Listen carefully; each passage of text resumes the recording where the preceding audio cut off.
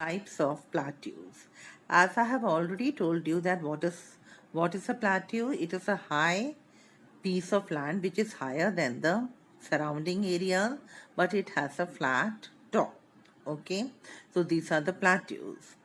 Just like the other landforms, plateau they are also one of the important landforms on the surface of the earth. Now, plateaus you can see in all the continents. Now, they occupy one third of the Earth's surface.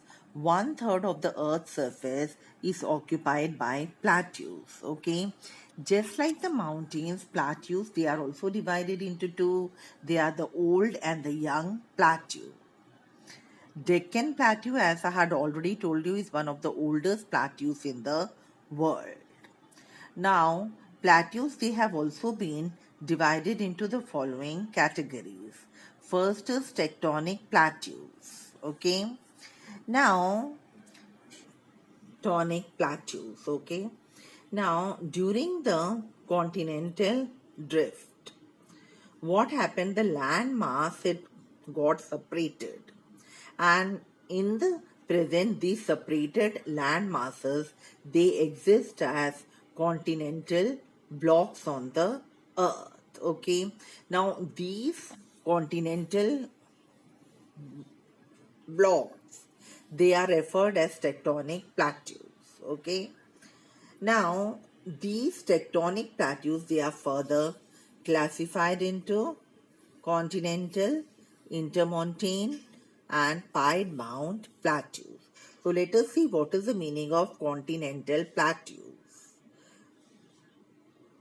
Continental plateaus, they are the plateaus which are surrounded on all the sides by the plains or the oceans, but they are away from the mountains. So those plateaus which are bordered or surrounded on all sides by plains or oceans, okay, but are away from the mountains, they are known as continental plateaus. Okay, they rise higher from their neighboring lowlands or sea. Some of the examples are Chota Nagpur Plateau, etc. Now the second is intermontane plateaus. These are the plateaus that are enclosed by or they are surrounded by the mountains or the mountain ranges. These are known as intermontane plateaus. Examples are the Tibetan plateau, the Mexican plateau, and the Bolivian plateau. Next is piedmont plateaus.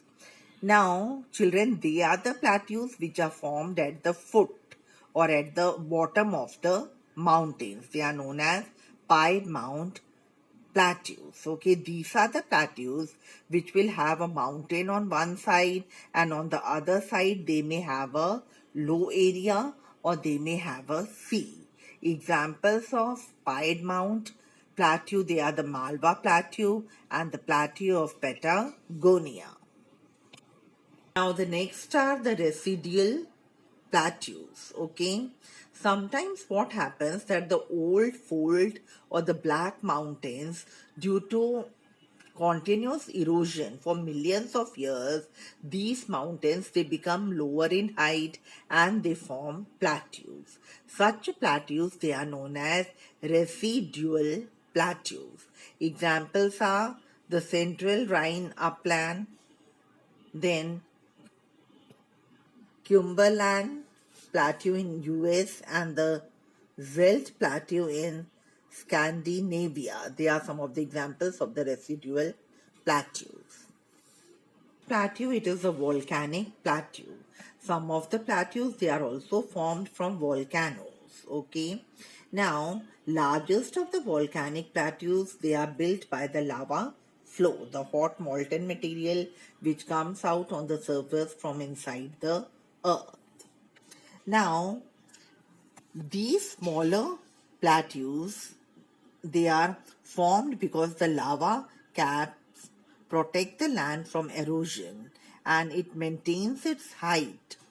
Okay, after the surrounding areas it has been worn away. So it protects the height of the mountain although the neighboring areas they are worn away or they become smaller in height. Example of the volcanic plateaus are the Columbia Plateau of the US, Pacific Northwest region. Okay, so these are the examples of the volcanic plateaus. When some of the plateaus they are very big and some of them they are small.